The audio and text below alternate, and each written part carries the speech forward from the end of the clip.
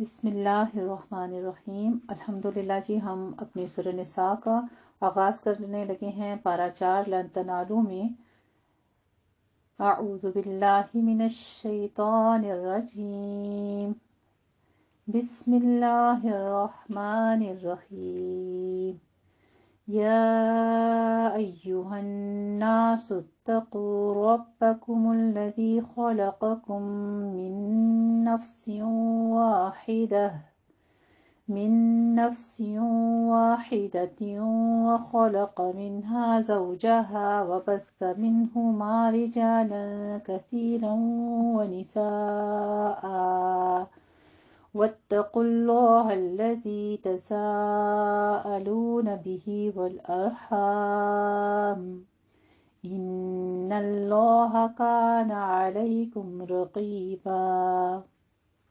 الحمدللہ جی، سورہ نساء کا ہم آغاز کرنے لگے ہیں۔ سورہ نساء مدنی صورت ہے اور اس کے 24 رکوع ہیں اور 176 آیات ہیں، اس کی 176 آیات ہیں۔ النساء کہتے ہیں عورتیں، یعنی کہ خواتین۔ دیکھ لیجئے اللہ سبحانہ تعالیٰ نے کتنا اعزاز بخشا ہے۔ مرد کے اوپر کوئی صورت نازل نہیں ہوئی، یعنی انبیاء کے نام تو ہیں لیکن مرد کے کر کوئی صورت نازل نہ کی، جبکہ النساء کے نام سے، اور اسی طرح سورہ مریم بھی ہے، وہ بھی جو تھیں خاتون ہی تھیں، ان کے نام پر نازل ہوئی۔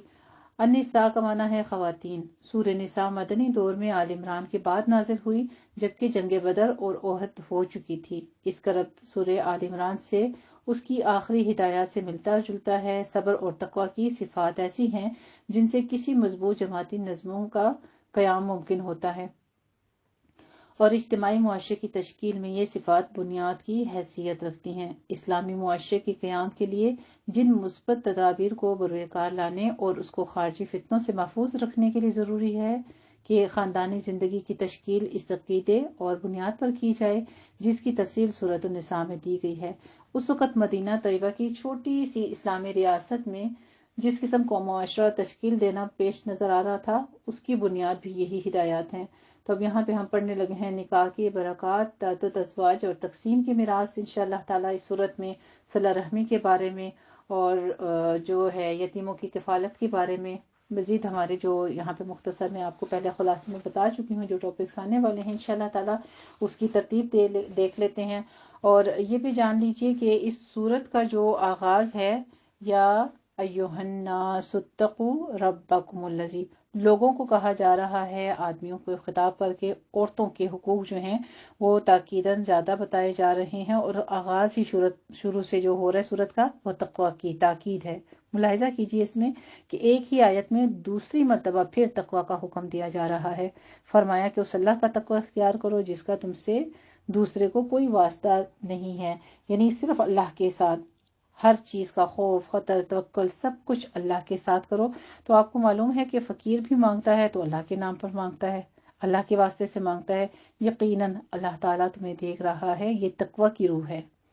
اب ہمیں تقوی کی روح کے بارے میں کچھ احکامات بتائے جا رہے ہیں۔ اگر ہر وقت یہ خیال رہے کہ اللہ تعالیٰ مجھے دیکھ رہا ہے، میرا ہر عمل اس کی نگاہ میں ہے، تو کوئی عمل اس سے چھپا ہوا نہیں ہے، تو انسان کا دل اللہ کے تقوی سے معمور ہو جائے۔ ان دونوں صورتوں کا اہم مضمون جو ہے وہ اہل کتاب سے خطاب ہے، اور وہ بھی تدریجاً آگے بڑھتے ہوئے سورہ مائدہ میں اپنی تکمیلی صورت کو پہنچتا ہے۔ چنانچہ اہل کتاب سے آخری اور فیصلہ کن باتیں سورہ المائدہ میں ملتی ہیں۔ ان تمہیدی کلمات کے بعد اب ہم اس سورت مبارکہ کا مطالعہ شروع کرتے ہیں۔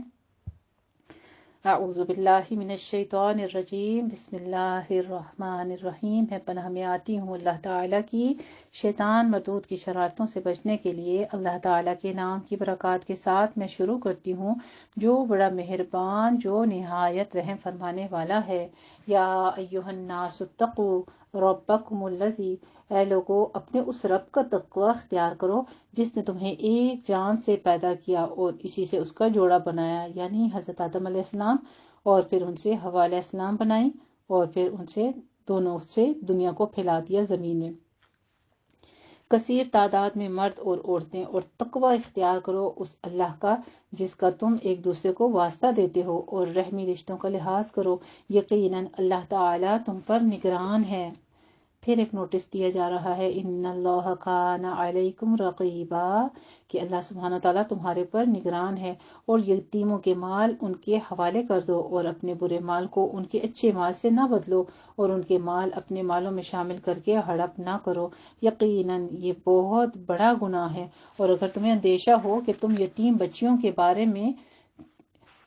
صحیح طرح سے فیصلہ نہ کر سکو گے، یعنی ان کی کفالت میں یا ان کے مال جو تمہارے پاس پڑے ہیں ان میں انصاف نہیں کر سکو گے، تو انہیں اپنے نکاح میں نہ لاؤ، بلکہ جو عورتیں تمہیں پسند ہوں ان سے نکاح کر لو، اور 2 3 یا 4 تک۔ لیکن اگر تمہیں اندیشہ ہو کہ ان کے درمیان انصاف نہ کر سکو گے تو پھر ایک ہی پر بس کر دیا کرو، اور وہ عورتیں جو تمہارے ملک یمین ہوں، یعنی کہ تمہارے دائیں ہاتھ کی کنیزیں ہوں، یہ اس سے قریب تر ہے کہ تم ایک ہی طرف کو نہ جھک پڑو۔ اب بیویوں کے بیچ میں 4 کی اجازت تو دی گئی ہے، لیکن یہ بھی کہا جا رہا ہے، ساتھ میں حکم دیا جا رہا ہے کہ کسی ایک کی طرف زیادہ جھکنا یہ پھر دوسروں کے ساتھ ظلم ہے، تو عورتوں کے حق مہر جو ہے وہ خوش دلی کے ساتھ ادا کیا کرو۔ پھر اگر وہ خود اپنی رضامندی کے ساتھ اس میں سے کوئی چیز تمہیں چھوڑ دیں تو تم اس کو کھاؤ مزے سے، خوشگواری سے۔ تو پہلا اللہ کا حکم کیا ہے؟ یعنی پہلے معاف کروانا نہیں ہے کہ آپ نکاح کے وقت پہلے معاف کروا دیں کہ حق مہر معاف کر دو، نہیں، پہلے حکم کیا دیا جا رہا ہے کہ تم ان کے حق مہر ادا کر دو۔ پھر یہ تو بیوی کے ساتھ ہے کہ وہ احسان کرتی ہے، نیکی کرتی ہے، اور وہ اپنی خوشی سے کہہ دیتی ہے کہ میں نے حق مہر آپ کو معاف کیا۔ پھر آدمی کے اوپر یہ منع نہیں ہے کہ وہ اپنے جو حق مہر کے پیسے دیے تھے وہ لے کر اس کو خوشی سے کھا پی سکتا ہے، وہ اس کو منع نہیں ہے۔ اور مت پکڑو دو نہ سمجھا، یعنی پکڑا دو نہ سمجھو ان کو اپنے مال جن کو تمہارے گزران کا ذریعہ بنایا گیا ہے، ہاں انہیں اس میں سے کھلاتے اور پہناتے رہو، اور ان میں سے بات کیا کرو اچھے انداز کے ساتھ ان سے۔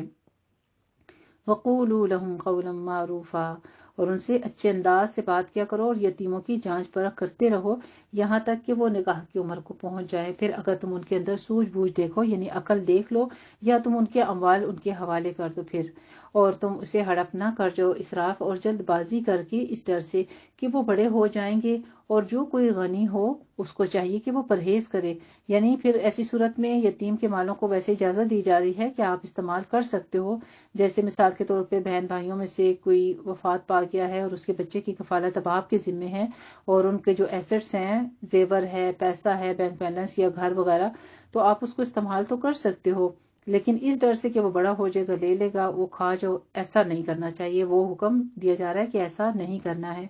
اور پھر ساتھ ایک اور چیز بھی کہ اگر آپ غنی ہیں، یعنی آپ کی اتنی استطاعت ہے، تو آپ ان کے مالوں سے پرہیز کریں، اور جو کوئی محتاج ہو تو کھائے دستور کے مطابق، یعنی کر سکتے ہیں استعمال لیکن دستور کے مطابق ایک لمٹ میں۔ پھر جب تم ان کے مال ان کے حوالے کرو تو اس پر گواہ ٹھہرا لو، اور اللہ کافی ہے، حساب لینے والا ہے، وَكَفَىٰ بِاللَّهِ حَسِيبًا۔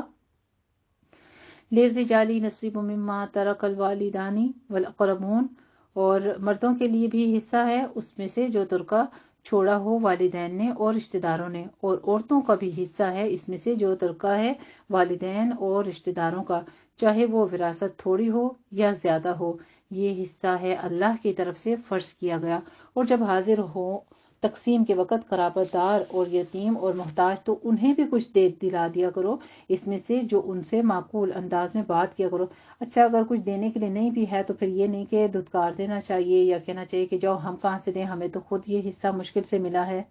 بٹوارا وغیرہ کرتے وقت اگر کچھ نہیں کر سکتے تو معقول انداز میں، یعنی اچھے طریقے سے، وَقُولُوا لَهُمْ قَوْلًا مَّعْرُوفًا، یہاں بھی قول معروف کی بات آ رہی ہے کہ ان کے ساتھ معقول طریقے سے، معقول انداز سے بات کیا کرو، اور ڈرتے رہنا چاہیے ان لوگوں کو کہ اگر انہوں نے بھی چھوڑے ہوتے اپنے پیچھے ناتواں بچے تو ان کے بارے میں انہیں کیسے کیسے اندیشے ہوتے، تو انہیں چاہیے کہ اللہ کا تقوی اختیار کریں اور سیدھی سیدھی حق پر مبنی بات کریں۔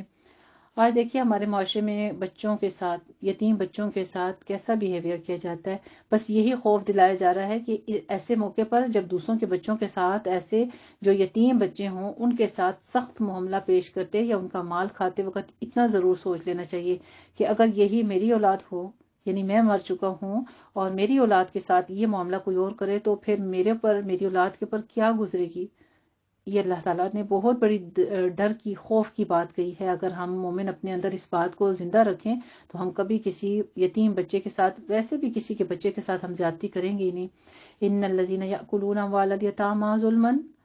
یقیناً وہ لوگ جو یتیموں کا مال ہڑپ کرتے ہیں ناحق، وہ تو اپنے پیٹوں میں آگ ہی بھر رہے ہیں اور وہ عنقریب بھڑکتی آگ میں داخل ہوں گے۔ اللہ تعالیٰ تمہیں وصیت کرتا ہے تمہاری اولاد کے بارے میں کہ لڑکے کے لیے حصہ ہے 2 لڑکیوں کے برابر، پھر اگر لڑکیاں ہی ہوں 2 یا 2 سے زیادہ تو ان کے لیے ترکے کا 2/3 ہے، اور اگر ایک ہی لڑکی ہے تو اس کے لیے آدھا ہے، اور میت کے والدین میں سے ہر ایک کے لیے چھٹا حصہ ہے۔ یہ احکام پڑھتے ہوئے آپ اپنے پاس ایک چارٹ سا بنائیے، ٹھیک ہے؟ یہ آیات مبارکہ جو وراثت کی ہے نا، یہ ایک چارٹ سا بنا لیجیے اپنے پاس، اور اس کے اوپر یہ ترکے میں آدمی کے لیے، عورت کے لیے، اور والدین کی طرف سے یا والدین کا اولاد کی طرف سے کتنے جو ہیں وہ وراثت کے حقوق بنتے ہیں، یہ قوانین آپ اس کے اوپر لکھیں گے نا، پھر انشاءاللہ تعالیٰ آپ کو اچھے سے سمجھ آ جائے گی۔ اور اس کے لیے، اور میت کے والدین میں سے ہر ایک کے لیے چھٹا حصہ ہے جو اس نے چھوڑا، اگر میت کی اولاد ہو، اور اگر اس کی اولاد نہ ہو اور ان کے وارث ماں باپ ہی ہوں تو اس کی ماں کا 1/3 ہے، پھر اگر میت کے بہن بھائی ہوں تو اس کی ماں کا چھٹا حصہ ہے، بعد اس وصیت کی تعمیل کے جو وہ کر جائے یا بعد ادائے قرض کے۔ یعنی اگر ماں نے اپنے گھر یا کسی اور کے بارے میں کچھ وصیتیں کی ہیں یا قرض ہے کسی کے اوپر، تو اس کے بعد یہ وراثت کے حصے جو ہیں بٹوارے وہ کیے جائیں گے۔ تمہارے باپ اور تمہارے بیٹے، تم نہیں جانتے کہ ان میں سے کون تمہارے لیے زیادہ نافع ہے، یہ اللہ کی طرف سے مقرر کیا ہوا فریضہ ہے۔ ان اللہ کان علیما حکیما، سبحان اللہ، اللہ سبحانہ تعالیٰ کے خوبصورت نام و صفات علیم حکیم بیان کیے جا رہی ہیں۔ یقیناً اللہ تعالیٰ علم اور حکمت والا ہے، اور تمہارا حصہ تمہاری بیویوں کے ترکے میں آدھا ہے اگر ان کی کوئی اولاد نہ ہو، اور اگر ان کی اولاد ہے تو تمہارے لیے چوتھائی اس میں سے جو انہوں نے چھوڑا بعد اس وصیت کی تعمیل کے جو وہ کر جائیں یا بعد ادائے قرض کے، اور ان کے لیے چوتھائی ہے تمہارے ترکے کا اگر تمہارے اولاد نہیں ہے، اور اگر تمہارے اولاد ہے تو ان کے لیے 8واں حصہ ہے تمہارے ترکے میں سے اس وصیت کی تعمیل کے بعد جو تم نے کی ہو یا قرض ادا کرنے کے بعد۔ آپ دیکھیے قرض کی ادائیگی کس وجہ سے، ایک تو وصیت کا پورا کرنا جو ہے وہ لازم ہے، اور وصیت میں تبدیلی بھی نہیں کرنی چاہیے، ہم پیچھے پڑ چکے ہیں، اور یہاں پہ ہمیں یہ بھی ساتھ بتایا جا رہا ہے کہ قرض جو ہے وہ معاف نہیں ہے کسی بھی دنیا سے رخصت ہو جانے والے کا، ایون کہ شہید کا بھی جو ہے نا وہ قرض معاف نہیں ہے۔ تو جب کوئی وفات پا جاتا ہے پہلے ضروری ہے کہ پوچھ لیا جائے کہ اس کا کسی پر کوئی قرض یا کوئی لینا دینا تو نہیں ہے، اگر ہے تو سب سے پہلے اس کی ادائیگی جو ہے وہ رساب کے اوپر بنتی ہے کہ وہ اس کا قرض ادا کر دیں۔ ویسے تو زندگی میں ہی کوشش کرنی چاہیے کہ انسان قرض نہ ہی لے، لیکن مجبوراً کبھی لینا پڑ بھی جائے تو پھر کوشش کریں کہ جلدی ادا کر دے، اور اگر اس حال سے پہلے ہی وفات پا گئے کہ ادا نہیں کر پائے تھے تو پھر ورثاء کو چاہیے کہ وہ پہلے قرض ادا کر دیں، ٹھیک ہے؟ اور اگر کوئی شخص جس کی وراثت تقسیم ہو رہی ہے کلالہ ہو، یعنی نہ اس کا ماں باپ ہے، آگے پیچھے کوئی بھی نہیں ہے، اس کو کلالہ کہتے ہیں، یا عورت ہو ایسی اور اس کا ایک بھائی یا ایک بہن ہو، تو ان میں سے ہر ایک کے لیے چھٹا حصہ ہے، اور اگر وہ اس سے زیادہ ہوں تو وہ سب 1/3 میں شریک ہوں گے۔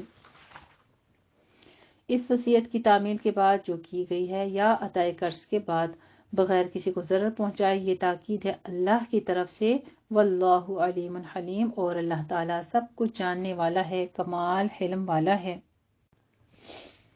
سبحان اللہ، اللہ سبحانہ تعالیٰ کی خوبصورت نام و صفات علیم حلیم بیان کی جا رہی ہیں۔ تلک حدود اللہ، اور یہ اللہ کی مقرر کی ہوئی حدیں ہیں، اور جو اللہ اور اس کے رسول کی اطاعت کرے گا وہ داخل کرے گا اسے ان باغات میں جن کے دامن میں ندیاں بہتی ہوں گی، اس میں وہ ہمیشہ رہیں گے، اور یہی بہت بڑی کامیابی ہے۔ وَمَن يَعْصِ اللَّهَ وَرَسُولَهُ، اور جو کوئی نافرمانی کرے گا اللہ اور اس کے رسول کی اور تجاوز کرے گا اس کی حدود سے، وہ داخل کر دے گا اس کو آگ میں جس میں وہ ہمیشہ رہے گا، اور اس کے لیے اہانت آمیز عذاب ہوگا، یعنی درد دینے والا عذاب مہین ہوگا۔ واللاتی یأتین الفاحشۃ، پھر عورتوں کے بارے میں حکم دیا جا رہا ہے کہ اور تمہاری عورتوں میں سے جو کسی بے حیائی کا ارتکاب کرے تو ان پر اپنے میں سے 4 گواہ لے آؤ، بس اگر وہ گواہی دے دیں تو ان عورتوں کو گھروں میں بند کر دو۔ یہاں تک کہ موت ان کو آ لے جائے یا اللہ ان کے لیے کوئی اور راستہ نکال دے. وَاللَّذَانِ يَأْتِيَانِهَا مِنْكُمْ فَآذُوهُمَا، اور جو دونوں تم میں سے اس بدکاری کا ارتکاب کرے تو ان دونوں کو ایذا پہنچاؤ، تکلیف دو، پھر اگر وہ توبہ کر لیں اور اصلاح کر لیں تو ان کو چھوڑ دو. یقیناً اللہ تعالیٰ بہت توبہ قبول فرمانے والا ہے، رحم فرمانے والا ہے. سبحان اللہ. اللہ سبحانہ تعالیٰ کے خوبصورت نام و صفات تواب الرحیمہ بیان کیے جا رہے ہیں. اللہ کے ذمہ ہے توبہ قبول کرنا ایسے لوگوں کی جو کوئی بری حرکت کر بیٹھے جہالت اور نادانی میں، پھر جلد ہی توبہ کر لیتے ہیں، تو یہی لوگ ہیں جن کی توبہ اللہ قبول فرما لے گا. وَقَانَ اللَّهُ عَلِيمًا حَكِيمًا. سبحان اللہ. اللہ سبحانہ تعالیٰ کے خوبصورت نام و صفات علیمًا حکیمہ بیان کی جا رہی ہیں، اور اللہ تعالیٰ باخبر ہے اور حکیم اور دانا ہے، اور ایسے لوگوں کا کوئی حق نہیں ہے توبہ کا جو برے کام کیے چلے جاتے ہیں، یہاں تک کہ جب ان میں سے کسی کی موت کا وقت آ جاتا ہے تو اس وقت وہ کہتا ہے کہ اب میں نے توبہ کر لی. یعنی اس وقت وہ توبہ کرتا ہے تو ان لوگوں کی توبہ ہے جو کفر کی حالت میں ہی مر جاتے ہیں، ان کی توبہ قبول نہیں کی جاتی. ایسے لوگوں کے لیے تو ہم نے دردناک عذاب تیار کر رکھا ہے. یا ایھا الذین آمنوا، پھر ایمان والوں سے خطاب ہو رہا ہے، اے ایمان والو تمہارے لیے جائز نہیں کہ تم عورتوں کو زبردستی وراثت میں لے لو، اور نہ یہ جائز ہے کہ تم انہیں روک کے رکھو تاکہ تم ان سے واپس لے لو اس کا کچھ حصہ جو کچھ تم نے ان کو دیا ہے. ہاں اگر وہ صریح بدکاری کی مرتکب ہوئی ہوں تو تمہیں ان کو تنگ کرنے کا حق ہے،